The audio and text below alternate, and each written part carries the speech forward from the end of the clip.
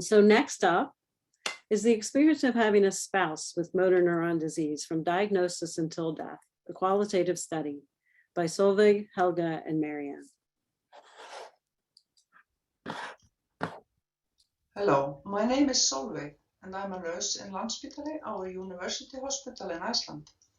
I'm pleased to present my project of my master's degree that I finished this spring. With me today is Marianne Klinke, the supervisor of my project, who will co-present with me. The presentation that we will give today is entitled The Experience of Having a Spouse with Motor Neuron Disease from the Diagnosis Until After Death, and these are the results of a qualitative study. We have no conflicts of interest associated with this presentation. And this presentation is divided into the following subsections, and that is the background of the study, methodology, results, and then a short discussion and a few conclusions and insight into what we plan to do with the results. And now to the background. Well, here in Iceland, the frequency of people diagnosed with MND are similar to those seen in other Western countries, or around 5 or 6 individuals annually. This number needs to be considered against the total population in Iceland, which is about 370,000 people. Within our MND clinic, we provide specialized service countrywide, and everybody diagnosed with MND in Iceland are living in their own home with support of their closest family and healthcare system. Being the spouse of an individual with MND involves adapting to various psychosocial and even physical challenges. Qualitative studies looking into the experience of patients and their relatives are increasing. However, only a few studies have disclosed the entire journey of a relative's experiences from diagnosis until after death. The purpose was to gain insight into the experiences of spouses of individuals with MND from diagnosis reaching into life after their loved one has deceased. The healthcare problem that I wanted to enlighten was: how do we best support the relatives of patients with MND throughout the disease journey? What are their emotional, psychosocial, and physical needs? All relevant ethical permissions were obtained in line with the Declaration of Helsinki. And now to the methodology. We used purposeful sampling, and the inclusion criteria was having lost a spouse from MND and at least 1 year had passed since the relative died. A letter was sent to possible participants, and then preliminary permission was obtained through a phone call. Participants first signed informed consent at the face-to-face interview. Participants were offered psychological support subsequent to the interview if they needed it. A frame of questions was used to guide the interview. Questions were raised in a non-consecutive order in order to make the conversation flow a little bit more naturally. To analyze the data, we used thematic analysis, and it was conducted according to the 6-phase framework of Brown and Clark.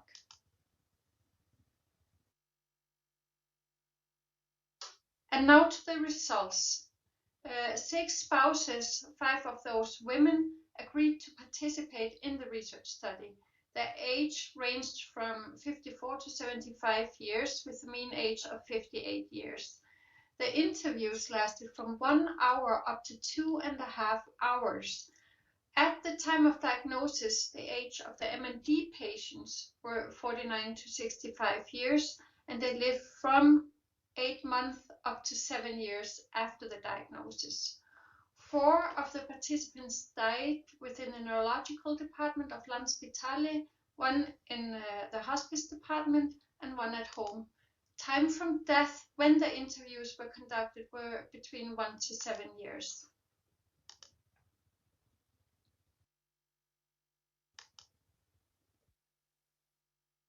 Four themes were generated through the analysis. Being in free fall, taking responsibility and downplaying own needs, being in the maze of the welfare system, dealing with a changed reality. And on the following slides, we'll provide examples from each theme. Being in free fall. For all the participants, the actual time of the diagnosis made a milestone in their everyday life. At the time of the diagnosis, the life transformed and the battle against MND began. The future perspective within all areas of life became unpredictable, and the time after diagnosis was characterized by feeling of losing control. You were just taking a huge dive. It was just like being in a free fall. There was no security net or anything that for sure would catch you or make your landing not hurt.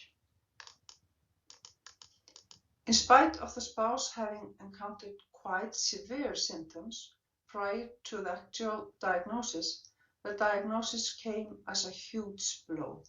It was a huge shock, absolutely horrible. I just felt like I'd been knocked out.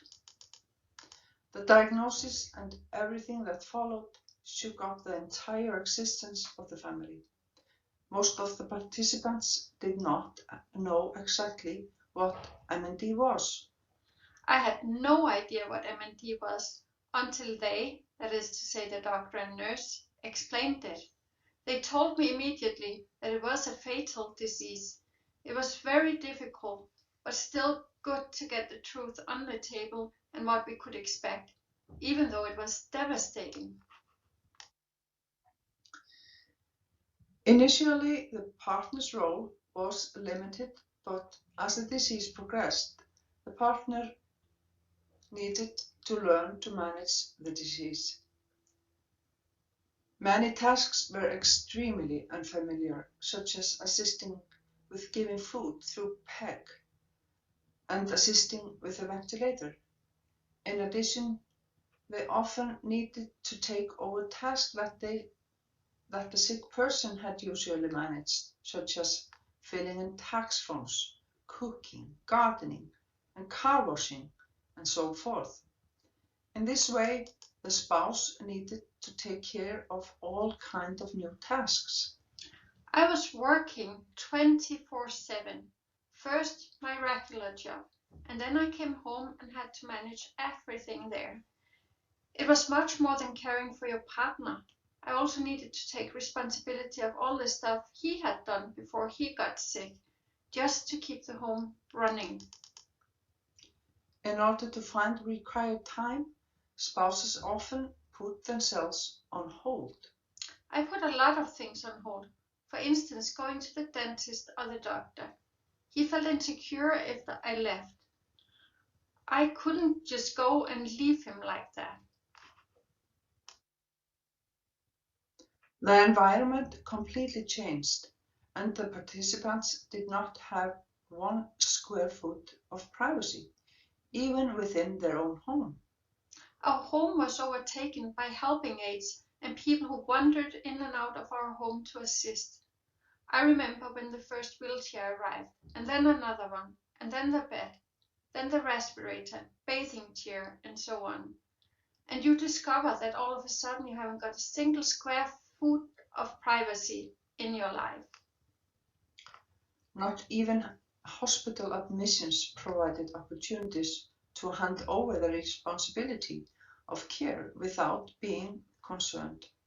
You were just with him at the hospital because some staff would be like, "Ooh, I don't know how to manage all these devices. Somebody's got to be with him." So I was just there with him. And then we come to the final theme, or the fourth theme, dealing with a changed reality. The most difficult part was witnessing how your spouse slowly and steadily got worse. It was just so devastating to witness how everything slipped away when your spouse suddenly couldn't eat, talk, or walk. Everything just faded. It really sucks seeing that. The spouse really wanted to satisfy the growing need for care and be there together with his or her partner, even though it required energy. I just kept going no matter what. I knew that it was going to end at some point, and I thought to myself, I'll just rest when it's over. There's plenty of time for me, but not for him. It's just, I needed us to, or I somehow just envisioned that we went through this journey together. It surprised the spouses that they didn't react strongly immediately after their spouse had passed away. And one said, It took me at least a year to settle down. I just kept pacing forward, doing all kinds of practical stuff. And another one used the following analogy to illustrate her feeling of isolation. I was just in this peculiar vacuum after he died. I was stuck on this isolated island by myself where nobody could really reach me for more than a year after he passed away.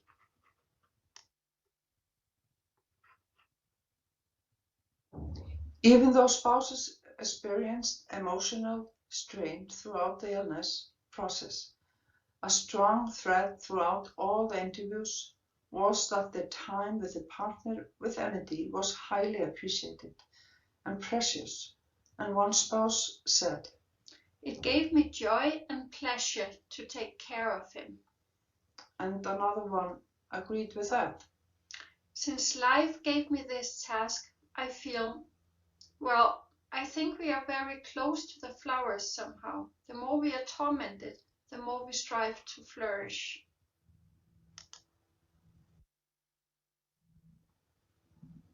And now the discussion and conclusion.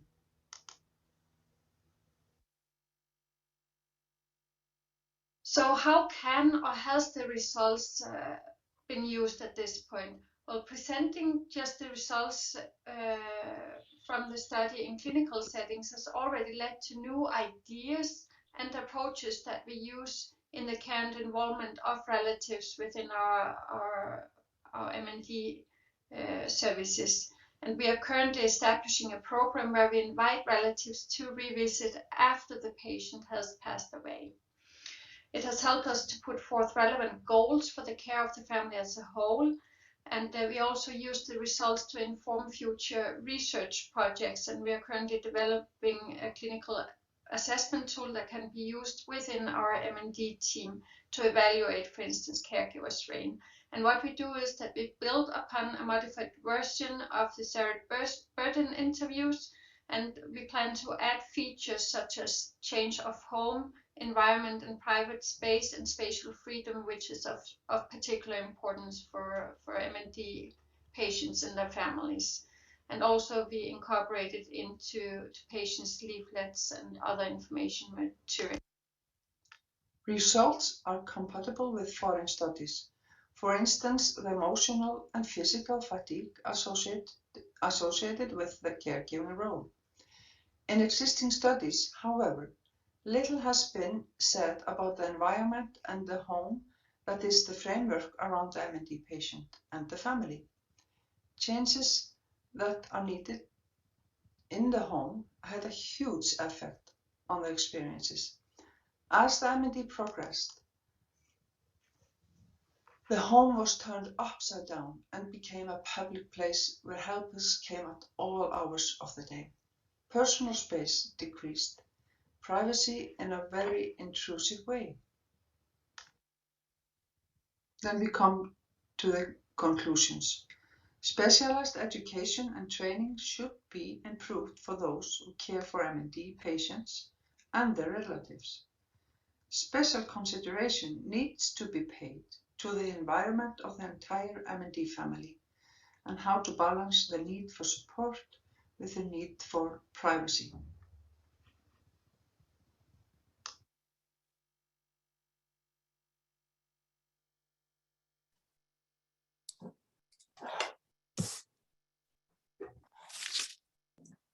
Thank you so much for that.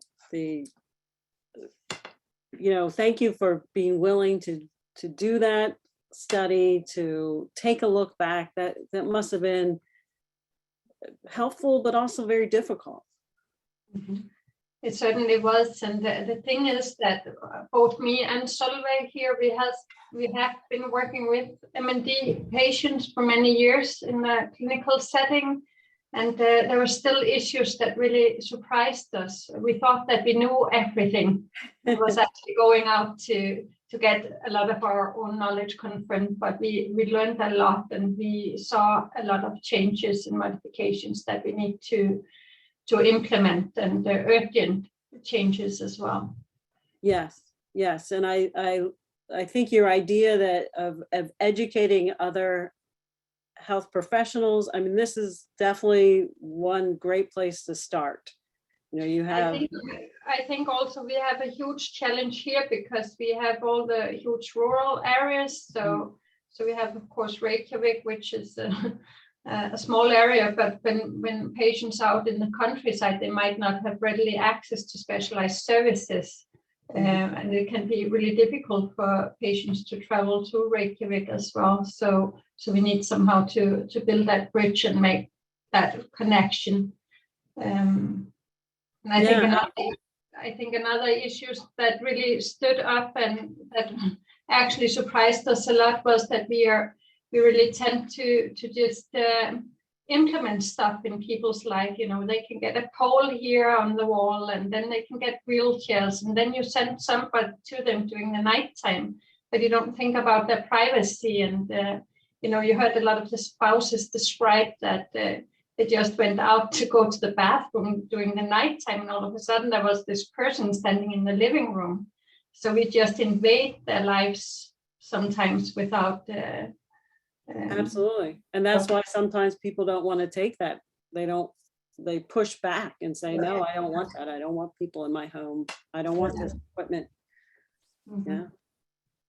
So definitely, it's definitely a struggle between getting the help and too much things in the house and too many changes. I think that the perspective and some of the things I wrote down, the free falling when you first get the diagnosis. I feel like you had mentioned, this should be something that all allied health professionals hear about, either when they start working with people with ALS MND or even later on. We always can learn something else, or always, it's always good to hear from people what it's like on that side. Absolutely. Mm-hmm. There are some questions coming in. What response did you have in inviting families to come back after the spouse had died? Like, was it traumatic to revisit? No, those six persons I spoke to, they were very grateful and thankful. They said that it was quite difficult to do it, to look back, but they wanted to just to let you know how this experience was, just hoping that it will help the others that are coming, Mm-hmm. So I think it was very appreciated. Excellent.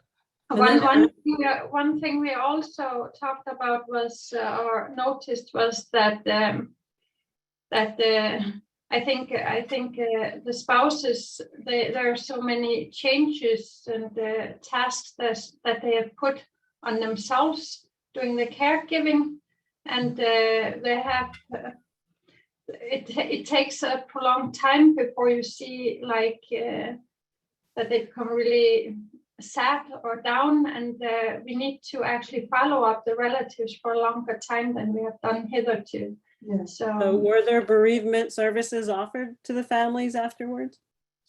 Yes, immediately afterwards, but that's not enough, because they told that afterwards it was no problem there. It was first after the first year that they began to really feel the ramifications of the loss, because there were so many other practical issues, and even for a lot of them also financial issues, because they made a lot of changes without contemplating the consequences of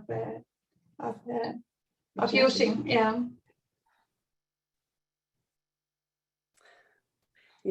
You're giving another presentation in 2 hours? Is that true? Yeah. Yeah, it's not. There are some other questions coming up, and we're about to go into some other presentations on caregiving as well. So this fit in very nicely. If you want to answer any of the questions that are open, there's some questions about practical ideas in the Q&A. That would be very helpful for people. Thank you so much. Thank you. Excellent. Excellent. Bye-bye.